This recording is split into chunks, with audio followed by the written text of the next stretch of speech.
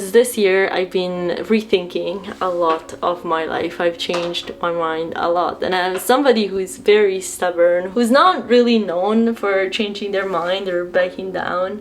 It has been very surprising to me and to people around me that I've changed my mind so much. And this is because I've been thinking a lot about what I want and what I don't want, and that's how I've been making decisions. And I really loved how this book phrased this whole approach of rethinking your life. And so I wanted to share a little bit about it with you. So it talks about the idea that a lot of people during their life, during conversation, arguments in their relationship, they approach life as either preachers, so somebody who wants to convince others of their idea, a prosecutor, I don't know how to pronounce that. So somebody who just attacks other people's arguments, or a politician, so somebody who just wants to please whoever they have in front. But he brings up the idea that we should actually approach life as if we were scientists. And although now the scientific community is a bit shady and it's not the greatest, but what a scientist is somebody who forms an hypothesis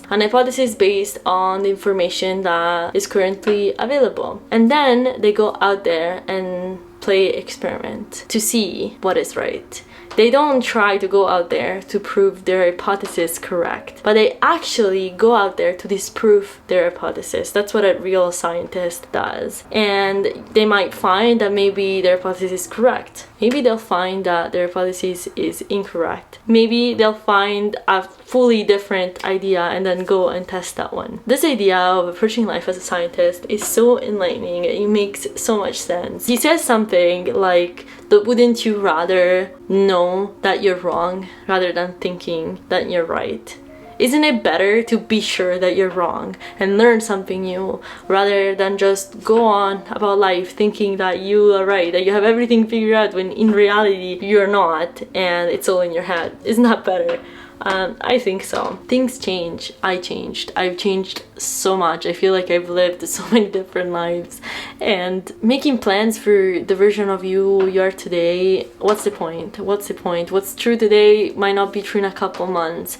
And so it's good to have an idea, but it's also good to remember that a GPS might give you the right direction to the wrong destination. Because we can set up our GPS to follow the path we have decided, but then we might get there and it's the wrong destination for us. So it's good to keep an open mind and be open to maybe changing the destination of our GPS once in a while. And I really encourage you to think what you believe to be true and see whether you still believe it to be true, because sometimes we lead life believing that things are true, but we haven't questioned them in so long.